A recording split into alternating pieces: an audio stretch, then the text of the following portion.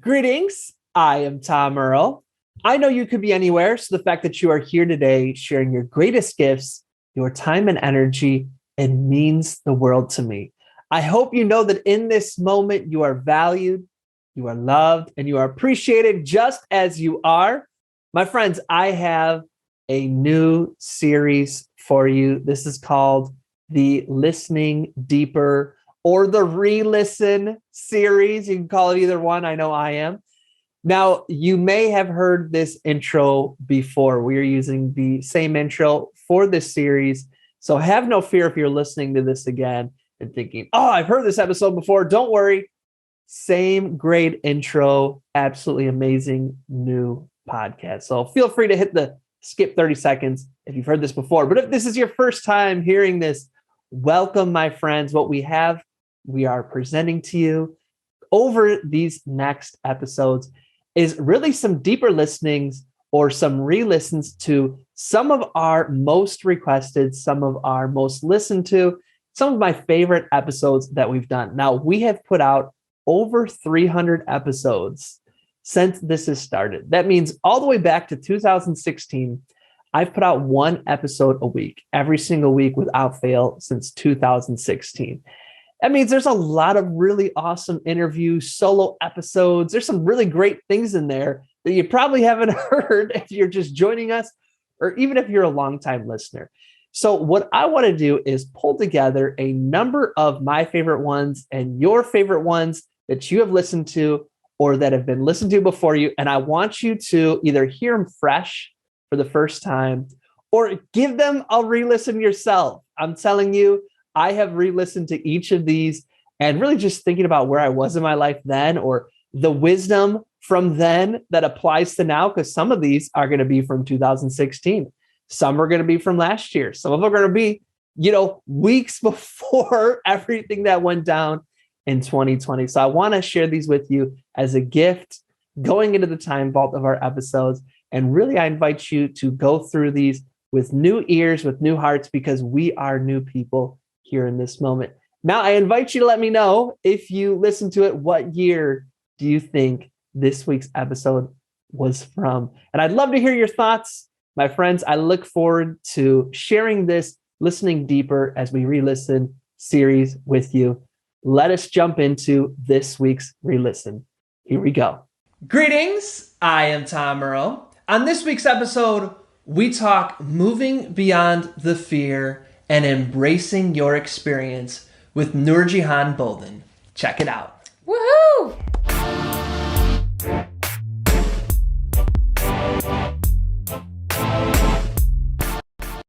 Before we jump into this week's powerful episode with Nurjahan, I wanted to give you a heads up that we talk about gun violence on this week's episode. And if anything comes up while you're listening to this, that I want to encourage you to please reach out to people you trust and to reach out to professional mental health services.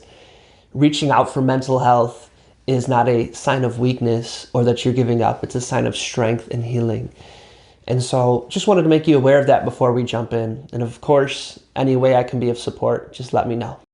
I am not alone. I have an amazing guest. She goes by the name of Nurjahan Boulden. How's it going today? Good, how are you? Wonderful. Excellent. Thank you so much for joining us and sharing your gifts with us. Thank you for having me. It's my pleasure. It. So for the few folks out there who don't know who you are, do you mind if I introduce them to you via your bio? Sure, go for it. And I am known in many parts as an excellent bio reader. Awesome. I can't wait to hear it. All right. This is going to get epic. I'm excited. Okay, but it starts very serious, so I'm going to get into serious mood. You can say it however you want to. No, that's very goofy. And I was like, no, this is not, you don't read this sentence goofy. Okay. Nurjahan Boulden was 21 years old when she was shot with an assault rifle in an attack that killed the man next to her. That one night changed the trajectory of her life. Even as she moved on to become a teacher and a mother of 3, PTSD and physical complications from the bullet wound threatened her future every day. 13 years later, she is now recognized as a national expert on gun violence prevention and recovery, and is America's leading coach for survivors of gun violence who are ready to feel safe again. Trademarked. There we go. I can That's sneak the a little. important part of the bio. Her story and work has been featured in a number of publications, including Cosmopolitan and Women's Health magazines. In addition to paving the way to recovery for survivors around the world, she is a transformational speaker, hosts online support groups and community resilience workshops, and is partnering with mental health professionals to bring gun violence prevention and recovery programs to schools and organizations across America. And most exciting of all, she was recently featured on Tom Merle's podcast. Hey! Had to sneak it in there. Yeah. Put whatever few other things and also featured in. There we go. I love it. So I always say to my guests, a bio can only contain so much. Yeah. So what are some things that a bio doesn't tell? If you really knew me, you'd know that. Oh, man. All right. It's funny that it's not in the bio, but my passion is dancing. So if you really knew me, you'd know that you can find me dancing everywhere I can possibly dance in the world. Dancing down the street, dancing in a studio, dancing on the beach. Yeah, it's my passion. What is your advice for people who feel comfortable dancing in private, but as soon as someone sees them, they clam up? They're like, no, don't look! Oh my goodness, my favorite people in the world. My advice to them is just try it. Everybody loves the person on the dance floor that's just going crazy. In fact, I had, at one point, I wrote a letter to myself from my future self to my current self. And it was a letter saying all the things that I did in order to become who I wanted to become, right? It was a little inspirational letter to myself. And one of the things I wrote was, just take risks, because even if you fail, you get to be the person dancing like crazy in the middle of the dance floor, that even if people aren't looking, what a great dancer, they're thinking, man, if she can do it, then I definitely can. And those are the moments that I'm giving people permission to do whatever it is that's on their hearts. So whether you're going to be an amazing dancer or you're going to be like flailing around, either way, you'll be inspiring people. That's awesome. Yeah. Do you remember when somebody was dancing somewhere and somebody took a picture and was like shaming him, and like you could visibly see him go from excited and then when they shamed him to like sad, and then all of these celebrities were like this bullshit, this person's awesome, and they had like a huge party just for this person to dance? Did you see this? No, I didn't, but it sounds like the most magical moment ever. It was. It was Wow. super awesome. Yeah, I think... Yeah, I want to invite everybody in the world to dance. I think it's one of the best things. Here's why I think it's one of the best things. Okay. Can I tell a little story? Story time. Okay, so my leg injury. So I was shot in the leg, ironically, while I was out dancing. I tried to dance afterwards, but my leg, the injury was it basically shattered my bone. It was an assault rifle, completely shattered my tibia. And so I continued to get worse instead of better. It was a non-union, so I was walking on a broken leg, using a cane most of the time for 8 years. Oh my God. It was, and those were my 20s, you know? I was walking with a cane, somebody who loved to dance, somebody who played soccer, all of the things that I loved were active. And so, honestly, this was a year ago. I had gone through so much healing, but I still didn't feel physically healed. I didn't feel whole physically. And I reached out to some other survivors, and I asked, what do people do in order to feel better? And it was a survivor group that was, there weren't any other people there who had been injured. So somebody posted a video about this man who was paraplegic, and he'd ended up in a wheelchair when he was like 12 years old from a car accident. And he taught yoga to people. Wow. He did paraplegic yoga. That was what he did. And I thought, all right, if he figured out a way to be active and he's paralyzed, I can figure out a way to be active. Is it my physical ability that's really stopping me, or is it something else? And I realized that what was stopping me was my fear of not being a good dancer, not being able to be everything I knew I could be and have people see me and think. So instead of hiding, I decided I was going to take my horrible dancing out into the streets, and I started dancing. I went on dances instead of going on runs. I would try to go on a run and it would hurt like hell, and then I would stop. I had surgery, so it should have been fixed, but I still struggled a lot. Yeah. I would stop, I'd be frustrated, I wouldn't do it for months, and then I'd try again. Or I'd go on a walk and my leg would hurt and be like, all of that just for a walk. It wasn't even fun, it wasn't even invigorating. So one day when I was going on a run and it started hurting like hell, I thought, I'm listening to really good music. I'm just going to start dancing, and I'm going to dance my heart out. And I danced on main streets, and every time a car passed me by, I thought, they know my story, they know why I'm here, they're cheering me on, and they want me to be able to dance again. And I kept doing it until I got to the point where I could start running, where I could start dancing like I used to. And now I teach dance, I play soccer, I do all the things that I love.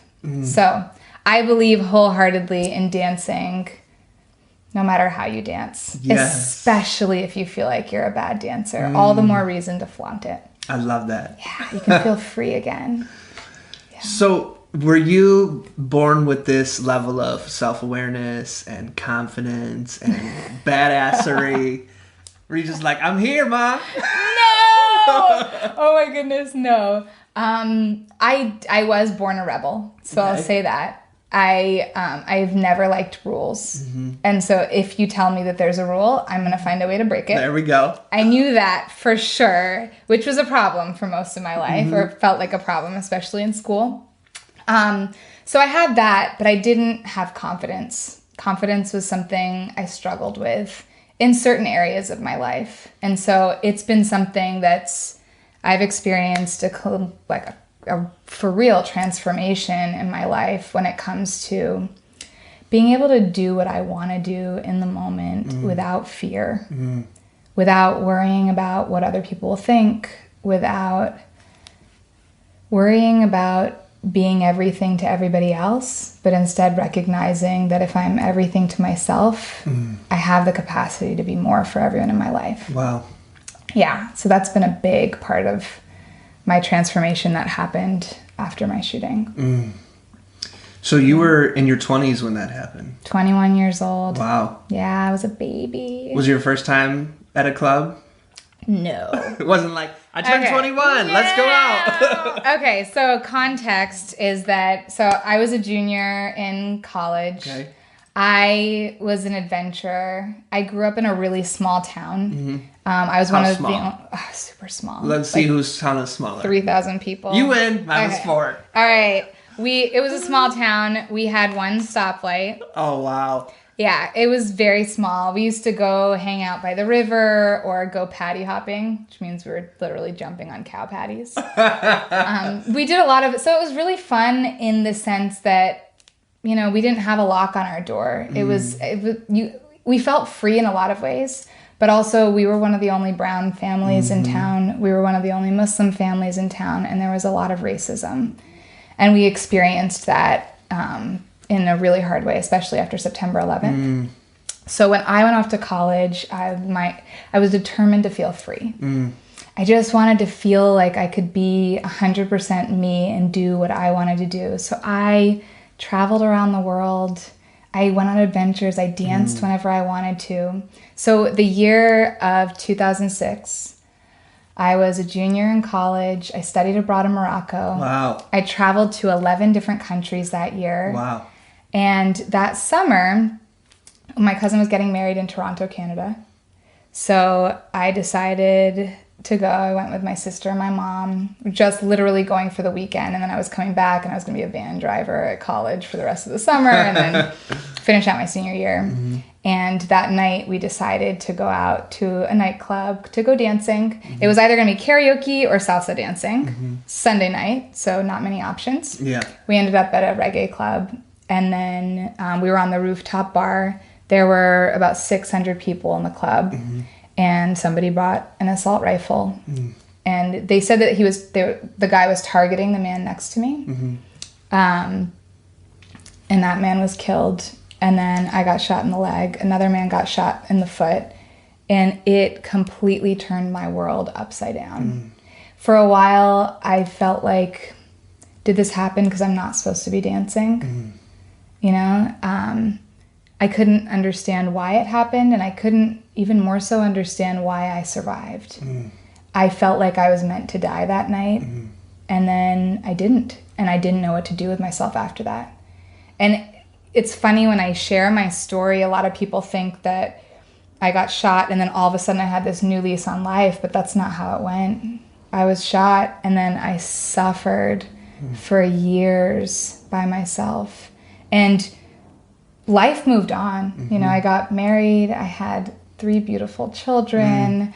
I worked. I was doing all of these things with a smile on my face, but I was really struggling inside. I was having panic attacks regularly. I would go into a deep depression every time there was another mass shooting. I felt immense guilt and undeserving of being alive. In fact, I felt like it was impossible to be happy to be alive. I thought that's just not something that you can do after you survive something like this. And I had a mentor in my life who told me that one day I can be happy to be alive, and I thought he was full of it. But I've surrounded myself with people who tell me what feels impossible, and then I find a way to get there. And I remember the first day I woke up and I was like, oh my goodness, I'm happy to be alive. Wow. And then I woke up the next day and I was like, it's still here. I still feel like this. Yeah. And the next day and the next day, and I felt that way ever since. So it's been a really incredible journey. That's amazing. You know, when people go through really traumatic things like this, I always worry that they have to constantly retell their story and go through it all over again. Yeah. Does it feel like this burden where people are like, tell the story? Is it re-traumatizing every time you have to tell it? This is a great question, especially coming from you. Okay. So do you remember when we met? At the TED Talk? Yeah. Yes. So we were both giving a TEDx. Yes. And so this was about 2 years ago. I was ready to go up on stage and I had my whole thing prepared. It was memorized. I was excited about it. I felt like it was going to be a powerful speech. And I went up, and the whole speech was about allowing yourself to be vulnerable, to share your story and to share it out loud, because so many of us hide by ourselves and don't realize that if we just share what's happened to us out loud and tell people how it's hurting us still, then we can get all the help that we need. But so many of us still hide. So that's what my TED Talk was about. Yeah. And I went up there, I did my whole thing, and I felt like I got hit by a train. I felt horrible. Like physically, my back was hurting. I was shaking. I felt horrible. And afterwards, no matter what anyone said, you know, oh, that was great, whatever, I felt like a liar. Felt like, how dare I tell people to share their story when this is how bad it feels. And I wasn't expecting it to feel that bad, because I had shared my story before. I started that journey of opening up years before that. But the thing was, I decided that in this one, I was going to go even deeper. And I went even deeper, and I described things I had never described before. I opened up about things I had never opened up before. And I did get re-traumatized. I didn't understand what was happening to me in the moment, but I reached out for help, and I found out that was what was happening.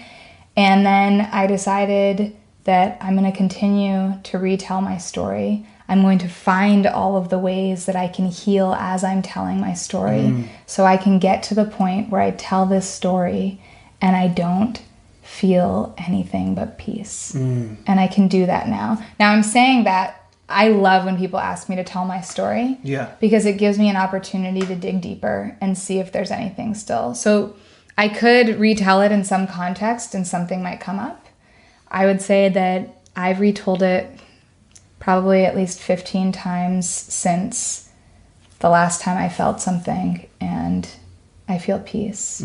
So I'm happy to share anything that you want me to share. Yeah. Well, I wouldn't have asked you to share it had I not asked beforehand if you wanted to. I appreciate that. Because I know for some people, they are like healed, but that retelling just takes people back there. And sometimes it's a lot for people. Yeah, and I think the context matters too, right? If people feel comfortable doing it in this space, or if there's another space, they would feel comfortable doing it, knowing that there's healing that happens right afterwards, or whatever it might be. That's a good point. Yeah, and that it's not like exploitative or tell the story. Yeah, and then I'm not just doing it to please you. I'm doing it as a source of empowerment for me. But yeah, I'm very open to it. So tell us about, if you feel comfortable, how you went from that first day of feeling like, oh, yes. Yeah. How did you get there? To the I'm happy to be alive. Oh, my goodness. Sometimes I wish that I had so much time to be able to share, because honestly, I have to give credit to all the guides that have been in my life ever since the first day I opened up. The first day I opened up about my story was 6 years after my shooting. Wow. So I lived for 6 years saying nothing, literally nothing. I went to, so I was really struggling. There was an active shooter drill at the school that I was working at, right after the Aurora Theater shooting and the Sandy Hook shooting. And I was devastated. And the active shooter drill brought me right back into, I'm on the ground. This man's dying next to me. I don't know if I'm going to live. All of that. Just physically I felt like I was there. And every time I was re-triggered, I felt like I was there. And the cycle of that over and over and over in my mind, I couldn't get out of it. It was like for years I was stuck on that ground of that nightclub, watching this man bleed out and not knowing why I was still alive. And so the active shooter drill was such a big trigger that it got me to the point where I couldn't get out of bed anymore. I couldn't do the things that I was used to doing. And it blows my mind how resilient we can be, how we can walk around carrying all of these things with us until we just can't. And I got to the point where I couldn't. So I had 5 free counseling sessions through my job. I went to this guy and I said, listen, I can't go here every week. I have 5 sessions and I need you to tell me how to fix myself. This is the kind of person that I am. Famous first sessions. Just tell me how to fix myself. And he did. So he was like, all right, I'm going to give you the tools, which was so helpful. I wanted to be in charge of my healing and I wanted to be in charge of my recovery. So he first asked me, have you ever shared your story out loud? And I was like, yeah. At the time I was walking with a cane. So everyone in my life knew I'd been shot. You know, even people I just met knew that the reason I'm walking with a cane is because I have this gunshot injury. And so I said, yeah, everybody knows. But he asked me, have you ever told it from beginning to end? Sharing all the emotions that you had while you were going through it, sharing just everything that you felt and saw and heard in those moments. And I didn't know. You know, I had holes in my memory. I didn't know. So I reached out to everyone in my life, to my friends, to my family, to my husband, and asked them, have I ever told you what happened that night? And they all said no. I said, we just assumed that it was something really horrible that happened to you and that you didn't want to revisit it. And so I asked my husband, can I tell you the story? And I just need you to listen. It's all I need you to do. And I opened up. I was shaking. I was crying. I was in it again. But I felt this massive release. And that was the first time that I felt like instead of adding things to that giant sack of crap that I was carrying around, I finally had an outlet. But I was still experiencing all these symptoms, so I would still go. I went out with my brother one night and somebody slapped something in the club that we were at, and I screamed and cried and ran. It's super embarrassing. It's embarrassing, you know, because you know, you want to just be able to do the regular things, but I would have panic attacks and feel like I was dying. There would be a car that backfired and I would run crying down the street. I would be at work and stuff would happen and I would go into that state again. So I was still dealing with a lot of the same stuff. And it really wasn't until, I would say, 2 other things that happened. So another guide came into my life. She was a survivor, and I didn't even know it at the time. I was at an alumni event, and she was speaking. So I didn't know I was going to a speech from a survivor. And as she was speaking and sharing her story, I wanted to be anywhere but there. I didn't even want to hear it. But there was power in hearing her share her story and how strong she was and how hopeful she was. And it felt like she had something. I didn't know it at the time, but she had hope. And I didn't have that. So I went up to her afterwards and I told her, you know, I just wanted to let you know that what you said really meant so much to me. And, you know, I've had this experience. Her son was killed in a shooting, and her story was devastating. And I felt like, who am I? You know, I survived. All that guilt was weighing on me. And I told her, you know, I was shot, and I know it's nothing like your experience, but I just wanted to tell you that it meant a lot for me to see you up there sharing your story. And she said, you're a survivor, and we'd love to have you speak as a survivor at our next event. And I was like, no, I'm not. You know, survivors do stuff afterwards. They're brave and strong, and they overcome things. And I just failed to die. And so I told her, you know, I'm not the right person that you're looking for. And she kept saying, yes, you are. You're exactly who we're looking for. And I really thought that she was going to go back to her people and then say, you know, I talked to the other people. They actually found somebody who's a real survivor, so we don't need you to speak anymore. But she didn't. So I decided I was going to share my story as vulnerably and honestly as I could, because I wanted people to understand. I wanted people to understand how hard it was, not just in that moment, but for the years afterwards. And I wanted other people to understand that if they're struggling in the same way, they're not alone.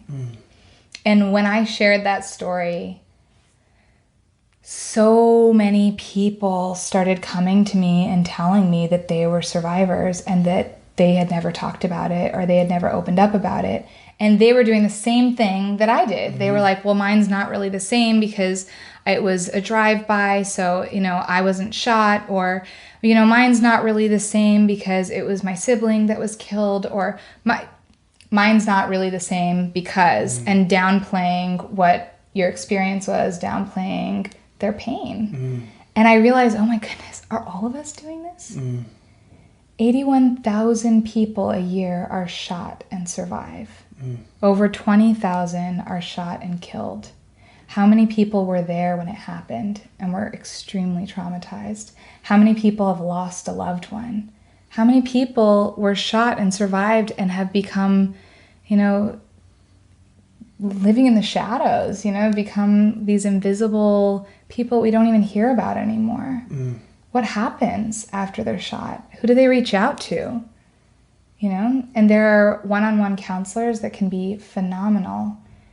And also, who's saying, listen, if you got shot, you can make it through, and here's how I know. Here's what you can do. Here's step 1, step 2, step 3. Here's how you reach out for help. I didn't even know how to reach out for help. How do you reach out for help and feel truly heard? Like, all of those things are really important and valuable. So the work that I do now is I build workshops. So the workshops are really important to me because it's creating space for people to open up about their experience and actually move through their experiences and envision a life completely outside of their pain. Because until you can imagine a life that you could live where you're truly happy, you can't create it. So you have to know that it's possible first, and then you can create that life, right? So I do those workshops. I do online programs. I have online free resources because not everybody is ready to take that step of showing up, you know, reaching out to a counselor and showing up. I don't know how it's going to be for some people.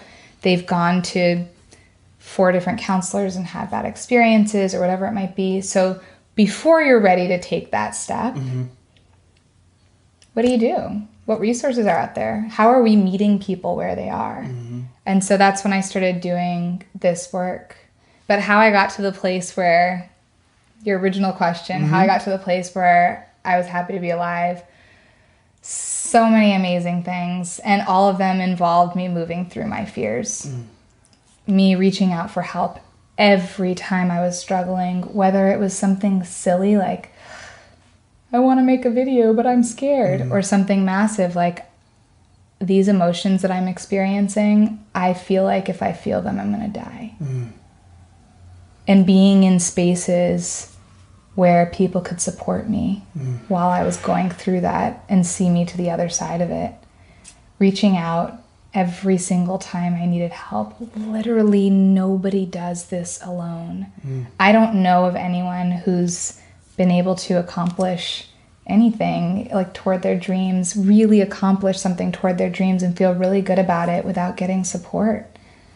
So I find my guides everywhere. I reach out for help constantly. I allow myself to be carried through my hardest experiences. And when I see fear, I used to think that fear meant something scary, something horrible might happen, especially if it was a decision that I had to make. You know, how many bad decisions did I have to make to get to a place where I was shot? Maybe I can't trust myself anymore. So I started closing myself and buckling to my fears, thinking that I was keeping myself safe. And I've realized that fear is just on the edge of everything that you know. So being able to take that step further outside of that has been the most freeing and empowering thing I could have ever imagined. I never knew that fear was something I wanted to overcome. I always thought that fear was something that kept me safe. So I feel safer than I've ever felt being free in the world, and not because I'm buckling to my fears, but because I'm moving through them and I'm getting help in the process always in everything I do. I love my support system. I love my community, and I'm so incredibly grateful for it. Yeah. That's amazing. Yeah. How did you transition from where you were saying, that you had a lot of awesome guides, to stepping into that place and realizing I too am being called to be a guide? I feel like I fell into it, honestly. For a long time, I didn't feel like I was good enough to be a guide. I'm me, I'm just little me. I felt so small and felt so insignificant. And then I realized that I was living things that people desired to live. And as I was sharing my story, people would reach out to me and be inspired and want to learn from it and ask me questions. And I almost felt like I wanted something to be created. It hadn't been created yet. So I was waiting for somebody to create it. waiting. And then I realized that I needed to be the one to create it. I needed to create what I wanted to see in the world. And there are incredible survivors who are out there sharing their stories, who are so inspiring, who uplift and feed off of each other. And I'm so grateful to be in their tribes, in their presence, incredible people. And there's nothing that's stopping any one of us from being somebody just like that, in creating the solution to whatever problem needs to be solved in the world. I needed people in my life who could see me as the person who could solve that problem. And then I could believe in myself. Does that make sense? It does. So being able to have guides in my life who, instead of, when you share a dream, especially when it's brand new and it's little, so I would share my dream with people in my life that I loved and trusted. And then they'd be like, that's great. You should find somebody to do that that's qualified. Wow. Or like, that's not really a thing. Like maybe really loving people who are just trying to protect me, just trying to, make sure that whatever I do is going to be successful, and it's not that. So find something else. I realized that when I started surrounding myself with people who weren't necessarily invested in me doing the safe thing or the thing that was going to be successful, but instead invested in me following whatever dream was in my heart, I started believing that the impossible was possible. And so I remember a conversation with Tasneem, who's our mutual friend, and she said, why don't you just draw a picture of whatever it is that you want to be, like, outside of the box. Yeah. Nothing stopping you. Draw a picture of it. So I drew this picture, and I was sitting cross-legged, and I was in a group of people, and we were sharing our stories, our experiences really vulnerably in a way that just doesn't happen often in our society, right? In this community. And then she was like, okay, what do you want to be? And I said, a storyteller. But that's not a job. She said, actually, there are so many storytellers. I mean, how many different jobs are based in storytelling? You know, you have comedians, you have writers, you have all of these different people who commit their lives to telling stories. And I was like, yeah, but I want to do it in a different way, where we go into the deep, dark places, and we're doing it for, like, to really work through our stuff, not formulated, written down, corrected, although I love that kind of storytelling too. But not all of that, but really raw. We hear all these hero stories of this person was struggling, something magical happened, and now they're living an awesome life. Wow. And for $100, yeah, you too. can we expand that, this part? Like, I want to expand that and find out what's happening in there. That's the story I want to live in. That's the story that I want to hear more about. So I started creating it. And I started it, honestly, I sent out an evite to a group of probably like 30 people. Yeah. It was people who I knew had struggled with some kind of something. A lot of them were gun violence survivors or other things. And I invited them to a workshop. And I was so nervous. I did this, and I kept asking myself, who are you to be able to do something like this? I did this workshop, and I led it exactly how I knew it needed to be led, based on all of these things, from my teaching background to conferences I had attended to ways I had learned to heal myself. I had literally traveled everywhere trying to figure out how to heal, and then brought it to this workshop. And afterwards, everybody was so transformed. People were enamored with this idea of coming together and healing as a community. And so I started doing it more. And then I started realizing, oh my goodness, this is what we need. And not just this, but there's so much more. There are so many learnings that need to be shared. And so I started creating, you know, what I do now, which doesn't have a really concise name, but it's that I teach, I guide, I invite, I provide openings for other survivors who are ready to feel safe again, who are looking for the, okay, I survived, what now? So I get to do that every day, and I love it. Alhamdulillah. Yeah, alhamdulillah. And I can't do that without finding my own joy, without taking care of myself, without feeling immense gratitude every day for the life that I get to live. You know, I can't show up and be a loving presence to other survivors without being a loving presence to myself first. So I always take care of myself first, and then I can be fully present to the most devastating things that you can imagine.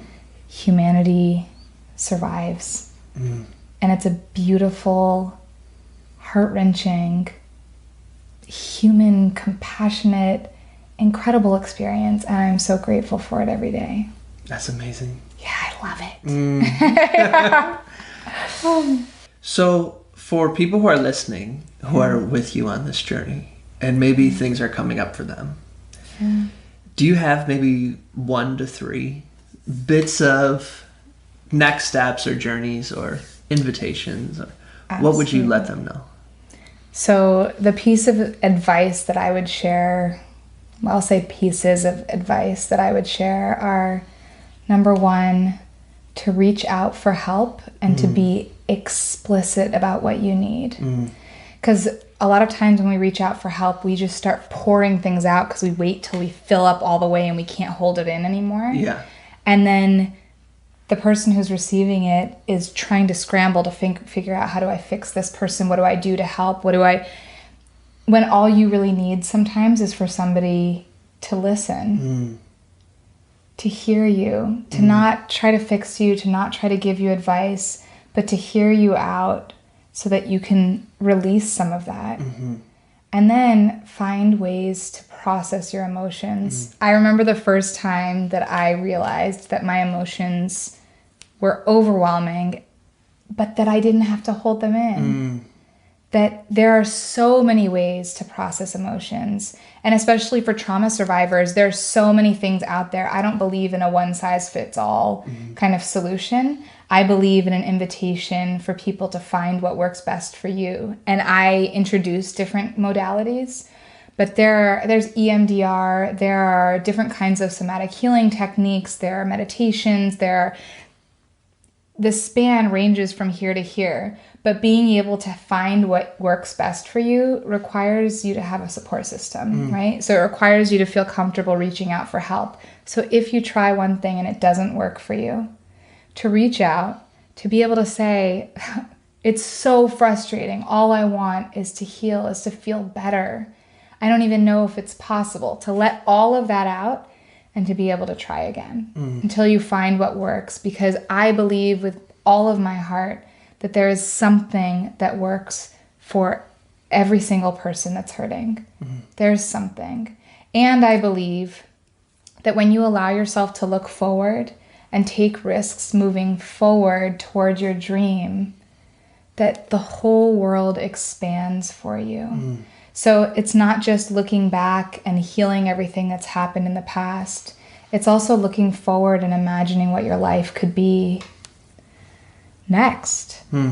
What could be possible for you? And what could be possible may feel really small right now, and that's okay. Being able to look toward that and pursue that. Thinking, what story do you want to tell at the end of this? Who do you want to be?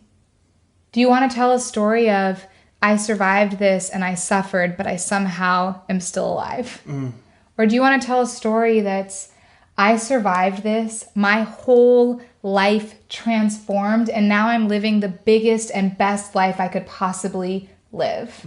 That's the story that I want to tell. And that's the story that I get to keep telling, because I look forward and I think, what scares me the most?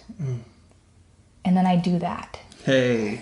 That's how I come up with my plan for the year. I did that right before the beginning of 2019. I wrote down a list of all the things I wanted to accomplish, and I thought, all right, which one of these scares me the most? That's the first thing I'm going to do in 2019. Because if I can start my year breaking through all of my fears, the rest of the year is just going to be rising. It's just going to be floating.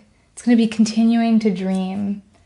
And it can be incredible. So many of us have a dream of impacting the world. And a lot of us constantly tell ourselves that either we're not good enough for it, or it's too big, it's impossible, it's crazy. Yeah, those are the dreams that are worth pursuing. Yes, indeed. And that dream is in every person's heart for a reason. When I was little, I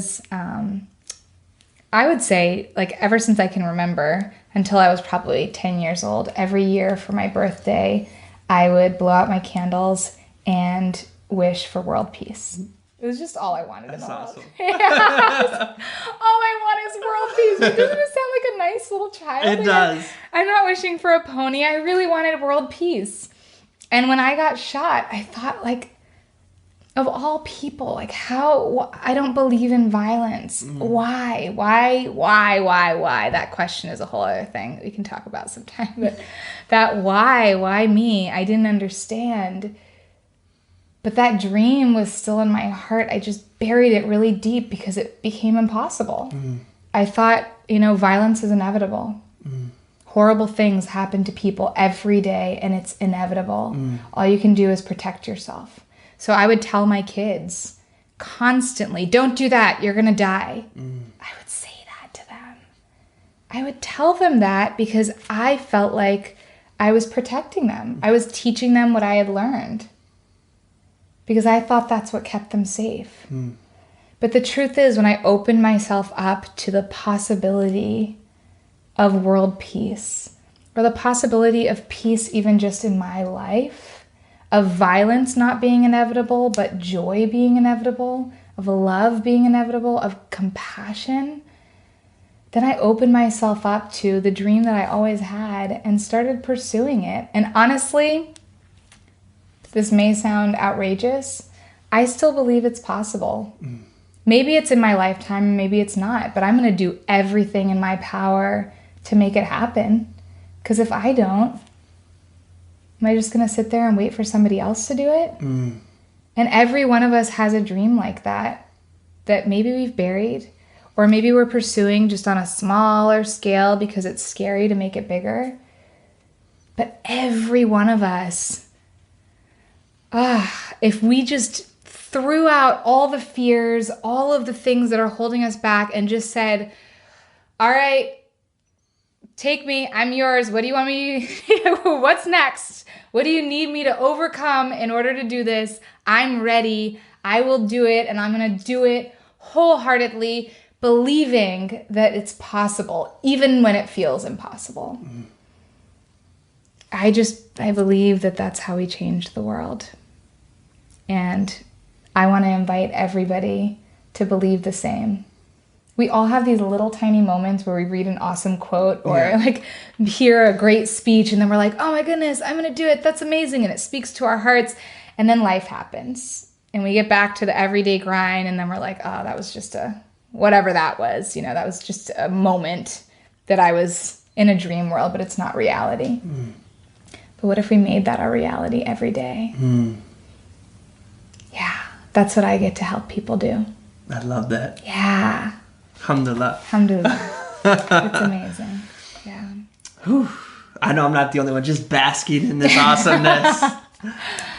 I get to bask in it all the time. I love it. That's so awesome. And I surround myself with people who believe the same thing.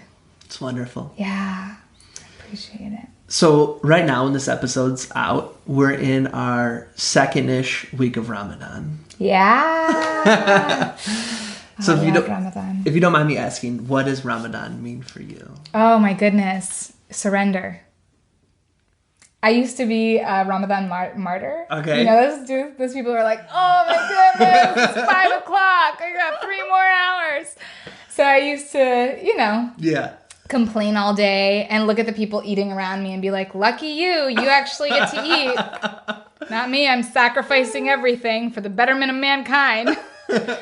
And then at one point, when I was like 28 or something like that, it clicked. And I realized, oh my goodness, this isn't about, for me, this isn't about sacrifice. It's not about feeling bad for myself. This is an opportunity for connection. And every time I'm hungry, it doesn't mean plan your meal at the end of the day. It means remember, connect with God, connect with spirituality, appreciate every little thing in my life. Look around me. It's almost like, to me, Ramadan is a walking meditation. It's where I can't consume food to distract myself from my emotions or from my ideas or from anything. Every time I want to consume food, I think, all right, this is an opportunity to give it to God and to let him carry me through. But it's bigger than just the food, right? It's not carrying me through the fact that I'm hungry at 1 o'clock. Yeah. It's carrying me through my emotions, my fears, my doubts. Just reconnect and remind myself that there's something that's so much greater than me. And that I get to benefit from that greatness. That I get to be carried through. I can have faith in whatever I want to have faith in. Like I honestly used to have faith in bad things. Used to have faith that bad things happen. And now I get to have faith that all things happen for the best. That the impossible is possible because God makes all things possible. Why would he put a dream in my life? Why would he put challenges in my path unless they were for a reason? And so I surrender, I connect, I love, and I'm grateful. And I actually remember, and tell me if I'm wrong, because I may be wrong, but I think that your TEDx was on gratitude. It was. Okay, so I remember, I'm just going to be really honest, right? Okay. I was not in the place that I am now. Yeah. And I remember thinking, man, gratitude's for people who are living awesome lives. All right. So when you're struggling, gratitude is just silly. It's, to me at the time, it felt like a reason to ignore your feelings and to just pretend everything's okay when it's not. So I didn't develop a gratitude practice until much later. And when I started practicing gratitude, oh my goodness, the incredible shifts that I experienced in my life. I started realizing that no matter how bad my day is, there's always something to be grateful for. And just that made it so I didn't have any bad days. At the end of the day, writing down the things that I was grateful for made me realize that, oh my goodness, this was a great day. I actually feel really good about it. Even on the hard days, there's something in there. And I was really grateful for that. And then I remembered back to my judgments about it, and I thought, if I had started a gratitude practice then, it probably would have helped me out a lot. And it's not an invitation to ignore what I experienced that day or what I was going through during that time period.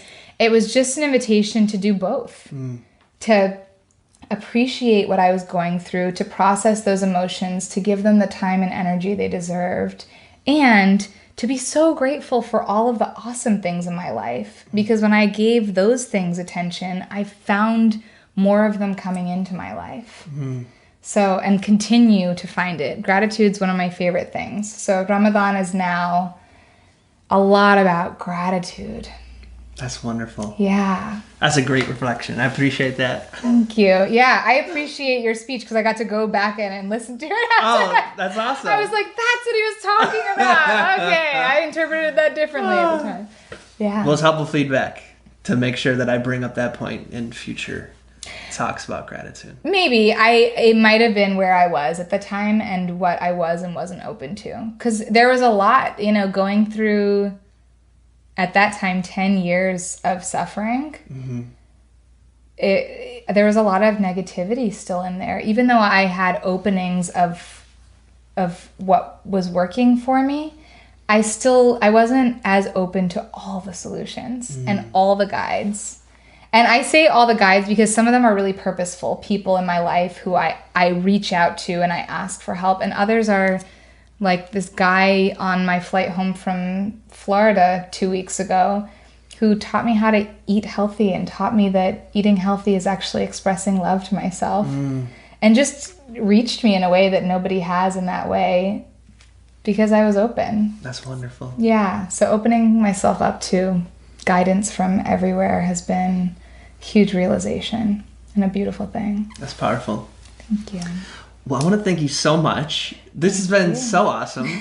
Awesome. You were excellent at being an interviewee. Oh, thank you. Yes. Oh, good. Good to know. All right. I appreciate it. Yeah, this was really powerful. I know a lot of folks are already sending the text to me like, best episode ever. So you did amazing. Thank you. Appreciate it so much. No, I really appreciate you inviting me. It's my pleasure and my honor.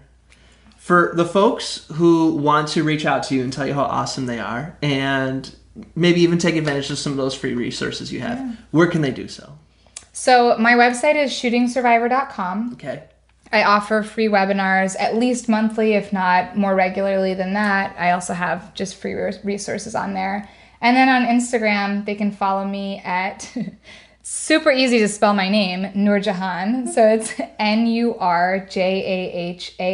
Okay. Boulden, Boulden. Okay, that's your my IG? Instagram handle. Okay, Yeah. so for folks on the go, as you know, we got the show notes all ready for you. Tomroll.com/Nurjahan, Nurjahan, Tomroll.com/Nurjahan. Woohoo! One thing I've learned is there's no E's. So if you just remember all A's, All good. A's. You're good. That's what I found. Yep. So timeworld.com/Nurjahan. Woo! So thank you once again. Thank you. It's been such an honor. Yes, my pleasure. Thank you so much again for having me here. I really appreciate it. My pleasure as well. Here's our ritual for closing. Okay. What is your invitation to the folks listening? What would you like to invite them to consider, to think about, to be, to do, to go for? What's your invitation? Yeah. My invitation is hope.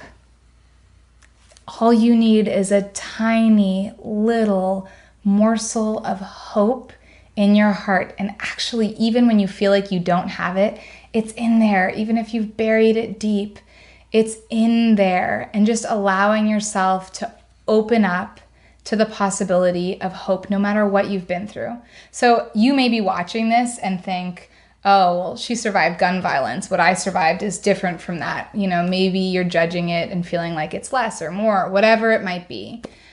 What I want to say is that we all do that, no matter what our experiences are, no matter how big or small they feel. And whatever it is that you've experienced, hope and the possibility of overcoming it and living the best life you can possibly live, living your dream life, no matter how outrageous it sounds, is more than possible. It becomes inevitable the second that you take that first step and continue on that path. So keep the hope in your hearts. Make sure to reach out when you're struggling, no matter how big or small it is that you're struggling with.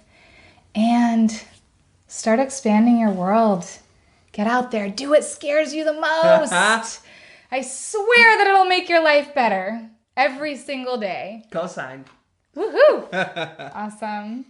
Well, yes, I was going for the high five too. I already could see it. I could see it coming. You see? Alhamdulillah. Thank you so much. Assalamu alaikum. I appreciate it. Thank you. Alaikum salam. I want to thank you for listening to this week's Deeper Listening, Re-Listening series. I don't know how many more times I can squeeze in the word listening into this sentence.